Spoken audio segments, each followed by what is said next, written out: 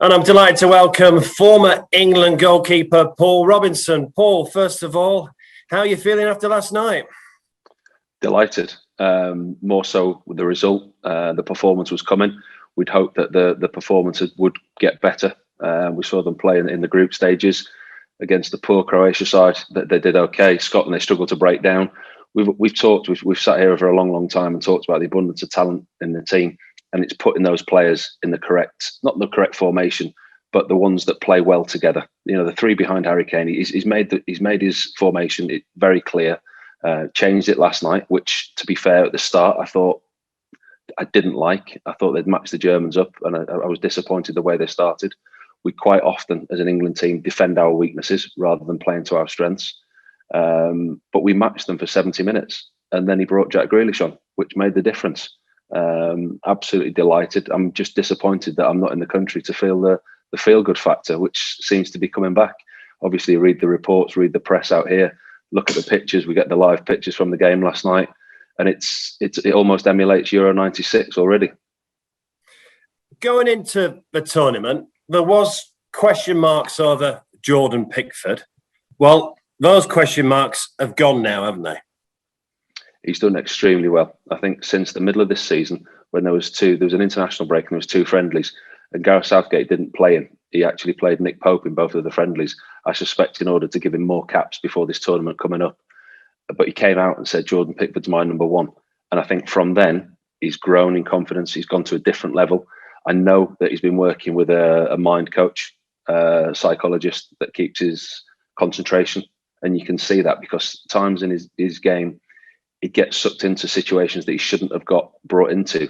And I think you can see that he's matured, he's grown, he makes the right decisions now. He's identified that was a weakness in his game, and he's worked on it. And you've got to give him a lot of credit for that, because he has got better.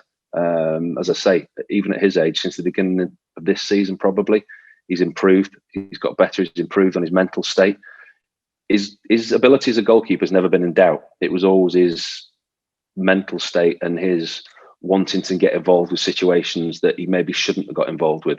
And if he made an error, he'd want to get involved in the game to atone for the error. And you have to realise, as a goalkeeper, you're not always able to atone for an error that you make, because then you'll make bad decisions and get involved with the game that you're not, it's not your place to get involved with. And I think he's matured as a person and a goalkeeper very quickly in the last 12, 18 months. He's been solid throughout the tournament, but the game against Germany especially, a couple of outstanding saves, especially from Werner and Havertz. The one from Werner impressed me because he stood his ground. He didn't go too far out. There was no rush of blood. He didn't rush out of his goal, stood his ground, covered his goal, made a good save. And I think the thing that's impressed me as well is his distribution. We know that he's got a great ability to launch the ball 80 yards down the field. But the way that they played last night with the wing backs and the three at the back, he was able to pick out his wing backs. He was able to start off attacks. I just think his all-round game has impressed me. From the start of the tournament to now, we know that England haven't conceded a goal. And I think he has been one of, if not the outstanding players. For me, Calvin Phillips has been up there with him. I think he's been brilliant. From the first game, he's made himself undroppable. But Jordan Pickford's been one of, if not the best player from the start of the tournament. And how impressed have you been, obviously, as from the goalkeeping union, how impressed and how important is it to keep clean sheets in these tournaments? It's very important, obviously, because England haven't played well until yesterday against Germany. I think they've got through the group stages and they've had criticism.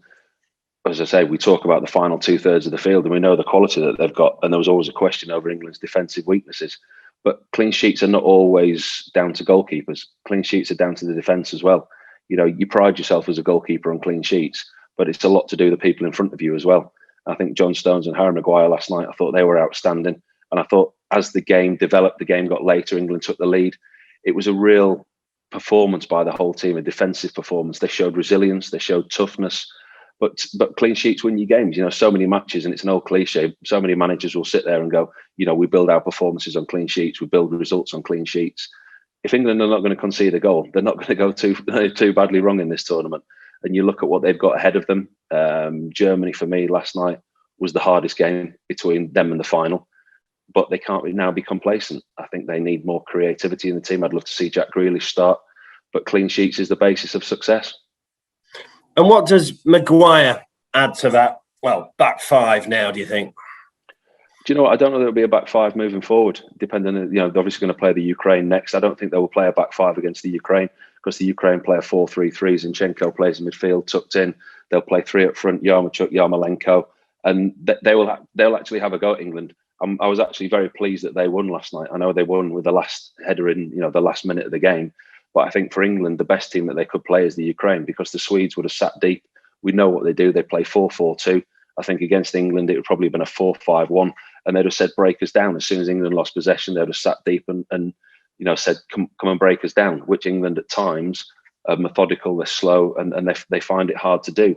But I think against the Ukraine, they play a certain way. Shevchenko has given them an identity. They'll try and press, they'll try and win the ball back, and they'll try and win the game, which plays to England's strengths.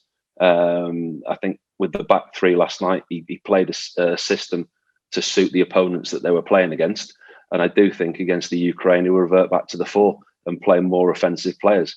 Like I said to you last night, when the formation came out, I wasn't overly endowed with it. I thought, we're defending our weaknesses again, but it worked for 70 minutes. But I think against the Ukraine, we've got an opportunity to be creative. We've got an opportunity to express ourselves in the final 2/3 of the field. They will attack England. They will try and win the game, which plays straight into our hands. So if you were Gareth Southgate, what formation and what team would you play then against Ukraine? I'd revert back to what he started, the 4-2-3-1. The first three group games, I think it worked well for him. I was surprised that he veered away from that last night. As I say, I think Calvin Phillips has almost made himself undroppable. So him and Declan Rice play in the holding midfield. It's just the three behind Harry Kane. I still don't think he knows which are his best three. Saka obviously got the nod again last night, which surprised a lot of people. Raheem Sterling, again, like Calvin Phillips, has made himself undroppable. So he plays. But I can't see why Jack Grealish can't fit into that team. He came on last night. He had a hand in the first goal. He set up the second goal. And England just looks so more positive, so much better going forward, so much more creative when he's on the field. Whether that's what the manager's plan was to match Germany for 70 minutes and then make the impact substitutes, if you like. Because you look at the bench that England have got, leaving the likes of Foden, Grealish out, the impact substitutes, Rashford as well, Sancho, Bellingham, the list is endless. He's got so many impact substitutes that he can use. Maybe his game plan last night was to take it to 70 minutes, be in the game, and then play his trump card, if you like. But I think against the Ukraine, you're going to need creativity from the start. There's going to be opportunities to be creative. And I think it's the game that they can win comfortably with the right formation and the right players. So Grealish has got to start, in your opinion? For me, I've said it for a long time. I thought the two friendlies before the tournament, they were poor. We didn't learn a lot, but we knew the impact that Jack Grealish could have. He was the one shining light out of the two friendlies. And I think in the tournament, the parts that he has played, I think he showed creativity. He showed nous. He showed a bit of guile. And he's been the one for me that hasn't had any fear to play that final pass. In the final third, it seems a little bit, I don't want to lose the ball. I'm not want to put the ball at risk. He's got the creativity. We know he can win a free kick. We know he's got the possibility of winning a penalty, but he's got that little edge to him. I think he's not played because they wanted to stretch the pitch the way that Foden's played and Sterling's played, and Sterling plays so he can stretch the pitch wide and in behind. And I think Jack Grealish has been a victim of the system, but I think he's played that well when he's come on, and especially last night against the Germans, he has to start against the Ukraine. And how important was it for Harry Kane to get his first goal of the tournament? Hugely important, because for the first time in his long, illustrious career, if you like, he got criticism. He suffered a lot of criticism, and it's for him. It was different, and I think it looked like he was playing with the weight of the world on his shoulders. He was trying too hard, and I think in the final game of the group, Gareth Southgate left him on for the 90 minutes, hoping he would get that goal, and it looked like the burden was lifted last night. It was an absolutely ideal performance for England last night. A 2-0 win with him scoring. You can see England now pushing on and progressing through the tournament. As I say, he's not hit the heights, and he has suffered criticism only because of the bar and the benchmark that he set himself. And I think since he put the transfer request in at Tottenham, which I've said before, he was badly advised to the timing and everything else, he's not been the same person or the same player. But I think last night we saw a huge weight lifted off his shoulders. We saw the celebrations, we saw the players around him. And I think that's, for him, that's probably the start of the tournament, that he now has to take that on. He's been dropping deep. He's been looking to get involved. we know that this year he's taken on a deeper role. He's brought himself into the midfield with players running in behind him, and he was trying too hard. But last night he got his goal, and with everything that England did and the way they played last night, it only bodes well for the next couple of games. I'm very hesitant to say it because, you know, we're England fans and we're all expectant and we hope. But it's just like England to beat Germany and then lose to the Ukraine in the next round. But I think everything is pointing in the right direction for England to make the final. Come on, say it then. Is it coming home? I wouldn't bet against England making the final. I'm hesitant to say they're going to win it because you look at the other side of the draw. There's a lot of big teams on the other side of the draw. My tip before the tournament was Italy. They've got a really tough game now against Belgium. Whoever gets through that, obviously there's another tough semi-final. That side of the draw is, whoever comes through that side of the draw deserves to win the tournament. England are not going to have it easy. You know, they've got the Ukraine next, and then they've got the Danes or the Czech Republic. As I say, let's not forget the Czech Republic beat England in qualification, and they've proved that, you know, they can come up against the best in this tournament. The Danes, we all know what's happened. There's been a camaraderie, a team spirit, a togetherness. Peter Schmeichel's here with me. We did the TV last night. I'm talking to him, and he's just got a really strange feeling about the Danes and the way that they're going through this tournament.